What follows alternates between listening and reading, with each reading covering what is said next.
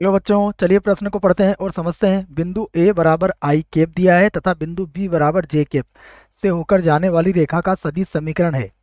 प्रश्न को हल करने से पहले हम प्रश्न के लिए मुख्य अवधारणा लिख लेते हैं। तो मैं यहाँ लिख देता हूँ मुख्य अवधारणा प्रश्न के लिए। मुख्य अवधारणा जिसकी सहायता से हम इस प्रश्न को हल करेंगे। मुख्य अवधारणा में हम सबसे पहले एक सूत्र लिखेंगे। यूं कह सकते हैं आप कि दो सदिश, मैं पूरी बात यहाँ लिख देता हूँ। दो सदिश दो सदिश सदिश ए तथा सदिश बी से होकर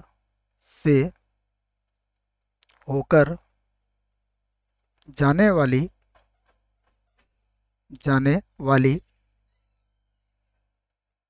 रेखा का समीकरण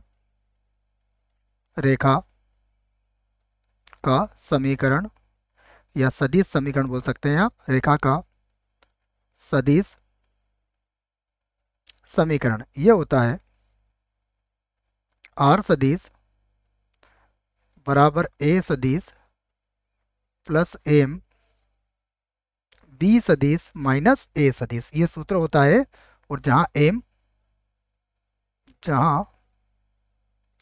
क्या होता है, कोई भी अचर हो सकता है या कोई भी वास्तविक संख्या हो सकती है।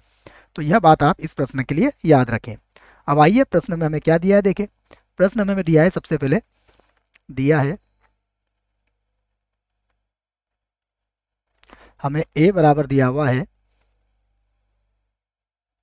आई कैप और बी बराबर दिया हुआ है जे कैप, और हमें इन दोनों से होकर जाने वाली रेखा का सदिश समीकरण ज्ञात करना है। तो हम यहाँ कह सकते हैं अतः रेखा का